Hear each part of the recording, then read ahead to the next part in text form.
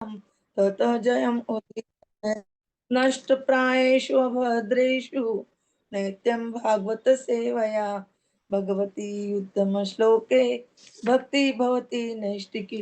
हरे कृष्णा, दंडवत प्रणाम। Now today we Srimad Bhagwatam Canto 12 Chapter 8 Markandeya's prayers to Narnarayan Rishi, Shloka number 22 to 39. अन्वीयमानः 1 minute. अन्वीयमानः गन्धर्वैः गीतवादित्रयुतकैः अदृश्यतात् आत आत च आपेषु स्वत्रियुतपति स्मरः कृत्वा अग्निं समुपासीन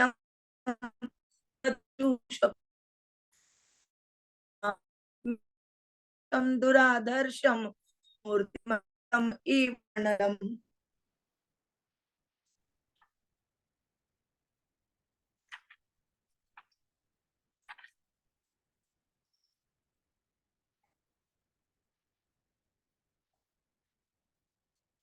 न नृतुः तस्य पुरतः स्त्रिय अथ गायकाः जगुः मृदङ्गवीणा अपणवैः वाद्यं चक्रुमणः रमम् सन्ददे अश्रं स्वधनुषि कामा पञ्चमुखं तदा धूमनरजस्तोकम्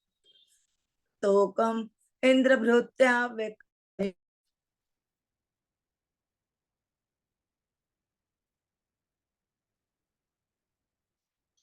क्रीडन्त्याः पुञ्जिकस्थल्याः कन्दुकैः स्तनगौरवात् भ्रूशम् उद्विग्नं मध्यायाः केश विसृञ्जितस्रजः इतः ततः अभ्रमत् दृष्टेः चञ्चल अन्त्या अणु कन्दुकं वायुः जहार तद्वासा सूक्ष्मं पीतमेखलम्।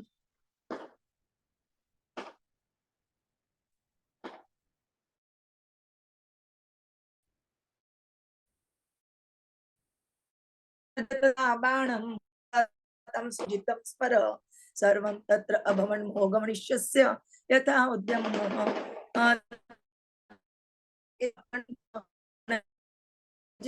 मुने दह्यमानानि ववृतुः प्रबोध्य अयम् इव अर्भकाः।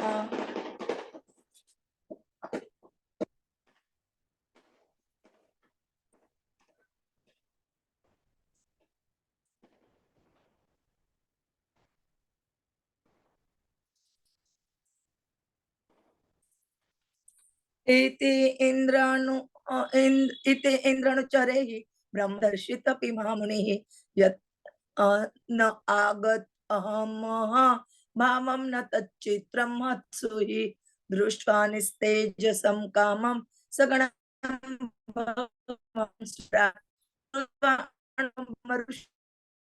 विस्मयं समगात परं तस्य एवं युज्यत चित्तं तपः स्वाध्याय संयमे अनुग्रहाय अविरासीन् नर नारायण हरिः।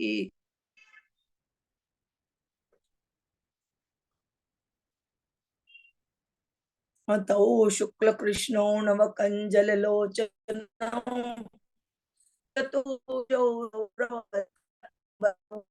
पवित्रपाणिमण्डलं दण्डमृजुं च वैणवं पद्म अक्षमाला माला उत जन्तुमार्जनं वेदं च साक्षात् तप एव रूपिणौ तप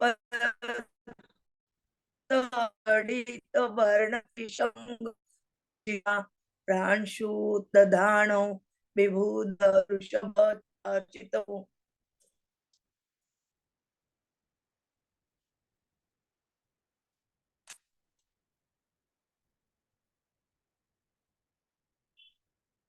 ते रूपे नर दृष्ट्वा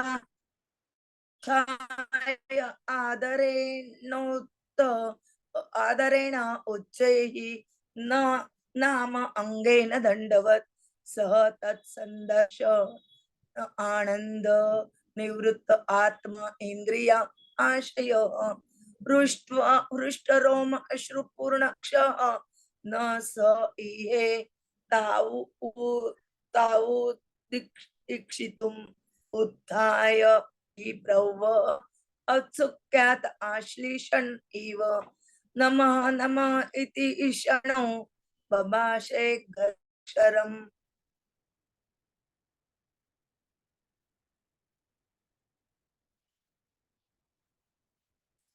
तयो आदाय तयो अवनिज्य च अरणेनानुलेपेन धूपमाले अपूजयत् सुखम आसनम आसीनौ प्रसाद विमुखौ मुनि पुनः आनमेपादाभ्य रिष्ट अवितम अब्रवीत. Translation and purport by the Srila Prabhupada. Jagat Guru Srila Prabhupada ki jai.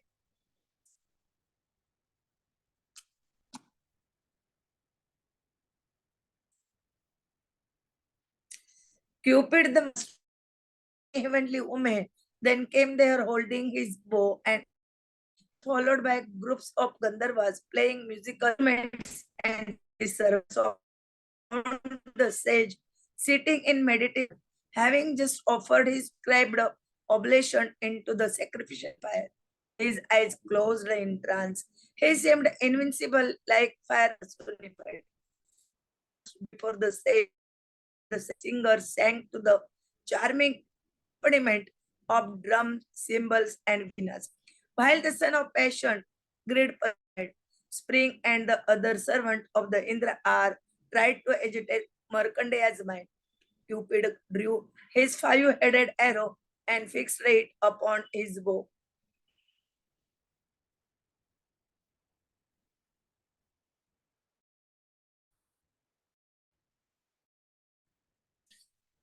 The Apsara Punjikasali made a show of playing with the obstacles. Her waist seemed weighed down by her heavy breast, and the wreath of in her hair became disheveled as she ran about after the ball, glancing here and there.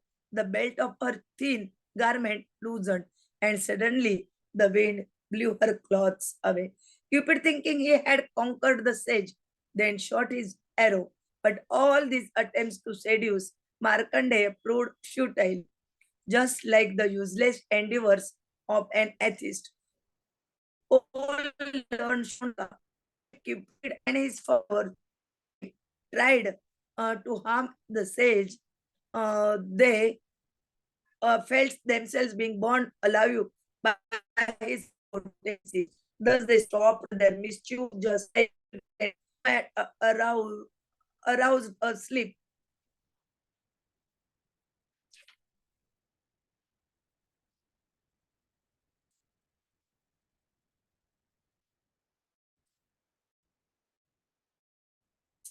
O Brahmana, the followers of Lord Indra had impudently attacked the saintly Markandeya, yet he did not succumb to any influence of false ego.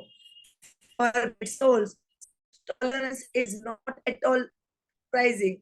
The mighty King Indra was most astonished when he heard of the mystic prowess of the exalted sage Markandeya and saw how Cupid and his associates had become powerless in his presence.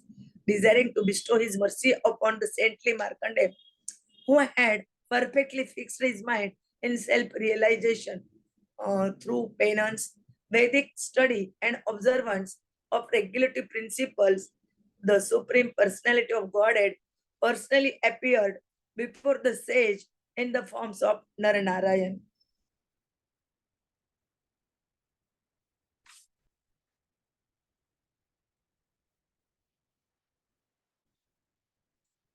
One of them was of whitish complexion, the other blackish, and they both had forearms. Their eyes resembled the petals of blooming lotuses, and they wore garments of black deerskin and bark, along with the three-stranded sacred thread in their hands, which were most purifying. They carried the mendicant's water pot, straight bamboo staff, and lotus seed prayers beads, as well as the all purifying Vedas in the symbolic form of bundles of darba grass. Their bearing was tall and their yellow effulgence, the color of radiant lightning. Appearing as austerity personified, they were being worshipped by the foremost demigods. These two sages, Nar Narayan, were direct personal forms of the Supreme Lord. When Markandeya Rishi saw them, he immediately stood up and then, with great respect, offered them obeisance by falling flat on the ground like a stick.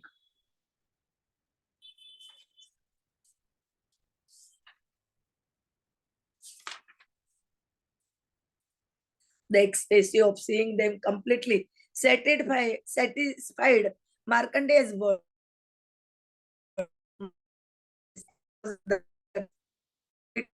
on end and his eyes to fill with tears overwhelmed. Markandeya found it difficult to look at them, standing with his hand folded in supplication and his head bowed in humility. Markandeya felt such eagerness that he imagined his embracing the two lords in a voice choked with ecstasy. He repeatedly said, I offer you my humble blessing. He gave them sitting and washed their feet, and then he worshipped them with presentation of fragrant oils, incense, and flower garlands. Mercanshi once again bowed down at the lotus feet of those who, two most worshipable sages who were sitting at ease, ready to bestow all mercy upon him. He then addressed them as follows.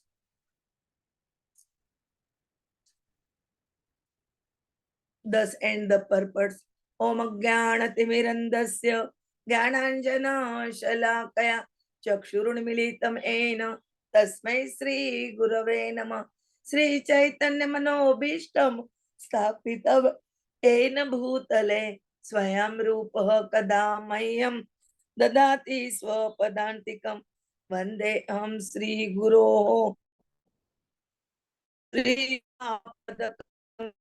गुण वैष्णवांच श्रीरूपं साग्रजातं सगणा रघुनाथान्वितं तं सजीवं साद्वैतं सावधूतं परिजनसहितं कृष्ण चैतन्य देवं श्री राधा कृष्ण पादान् सगण ललिता श्री विशाखान्वितांच नमो ओम विष्णुपादाय कृष्णप्रेष्ठाय भूतले श्रीमते भक्तिवेदांत स्वामी निति नामिने नमस्ते सरस्वते देवे गौरवाणी प्रचारिणे निर्विशेष शून्यवादी पाश्चात देशतारिणे वांछ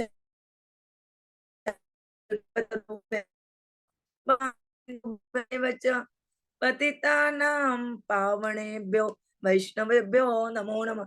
जय श्री कृष्ण चैतन्य प्रभु नित्यानंद श्री अद्वैत गदाधर श्रीवासादि गौर भक्त वृंद हरे कृष्ण कृष्ण कृष्ण हरे हरे हरे राम राम राम हरे हरे हरे कृष्ण कृष्ण कृष्ण हरे हरे हरे राम राम राम हरे हरे हरे कृष्ण कृष्ण कृष्ण हरे हरे हरे राम राम राम हरे हरे कृष्ण दंडवत प्रणाम। Today we continuing Srimad Bhagwatam, Canto 12, Chapter 8, Markandeya's prayer to Narayan Rishi. We heard about the how the Markandeya Rishi performs, and when Cupid tried to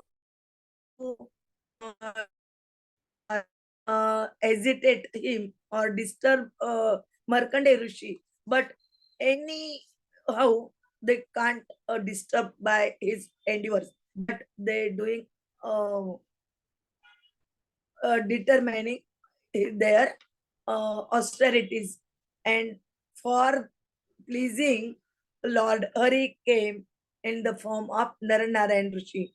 How they welcoming Naranarayan Rishi, and what Naranarayan Rishi uh, uh, towards they praying, all these are describing in these shlokas and ahead also. Today, some part we try to understand in this shloka up to 39, and afterward we try to tomorrow will completing that chapter, and then add next chapter Markandeya uh, is that will start day after tomorrow. Hare Krishna. Prabhuji will tell you in detail. Mancha kalpatarubhecha कृपा सिंधुवे एव च पतितानां पावनेभ्यो वैष्णवेभ्यो Hare Krishna, Hare Krishna, Krishna Krishna, Hare Hare, Hare Ram, Hare Ram, Ram Ram, Hare Hare. So, we have seen how fear, how jealousy can create issues. In fact, if you remember, the very first chapter, the very first sloka of Bhagavad Gita, wherein Dhritarashtra is saying, Dhritarashtra Vacha, and then he's trying to differentiate between his sons, Mamakaha, Pandavaschaiva, and those of Pandu, who was his own brother, and that pinpointed towards jealousy as the cause of the great epical Mahabharata war. And it made us understand, if you go through the purpose of Srila Prabhupada, how jealousy is almost at all times the cause of all problems that happen. And here we feel that jealousy not only creates problems, it also creates fear. And especially in material world, when you have something, you are always afraid of losing that thing. So same thing had happened with Indradev. He was seeing how Markandeya Rishi was performing so many penances and getting so many effective benefits out of it, that he was afraid that maybe one day I will lose my throne of Svargaloka. And that is why he decided to somehow or the other create problems in his tapasya. So we saw how he had asked Cupid to create a problem. So, and not only that, he had also sent all the heavenly denizens, and the breeze was also sent.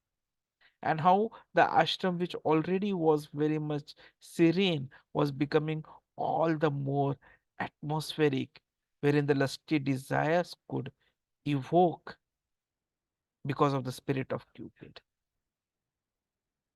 And here, Cupid, who was in fact a master of the Apsaras, he came there and he was holding his bow and arrow. And there were so many Gandharvas which were accompanying, playing the musical instruments, singing, and all of them were trying to create a breakage in the meditation of Markandeya Rishi.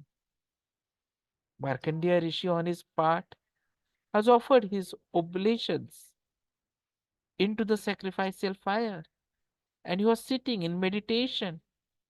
His eyes were closed in trance, and he was invincible, as if the fire was personified. So, though the women danced, the celestial singers sang, there was charming accompaniments of drums, vanas, and so many musical instruments. And the son of passion, spring, everyone tried to agitate Markandeya's mind.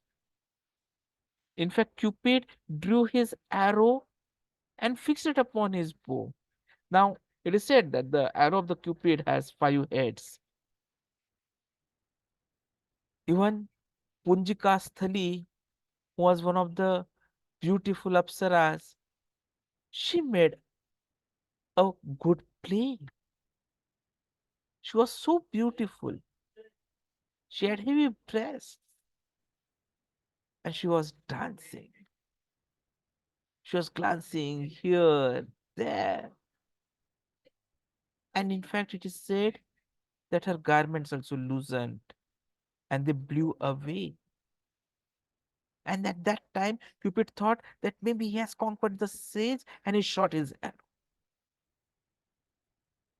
But all these attempts to seduce Markandeya Rishi proved futile, just like what an atheist tries to do with so many efforts to prove that God does not exist. So, though Cupid and his followers tried to harm Markandeya Rishi, actually because of his potency, they themselves started fearing hot and being burnt alive by his potency.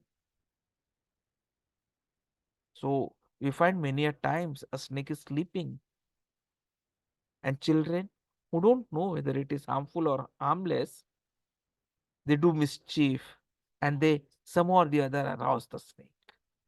And if it is angry, then God forbid, but the snake can bite the children. So similarly here, all these Cupid and their followers, they thought maybe they have created a mischief and now Markandeya Rishi will wake up and trouble them. So they stop their mischief. Though they impudently attacked the saintly Markandeya, Markandeya Rishi did not succumb to the influence of false ego.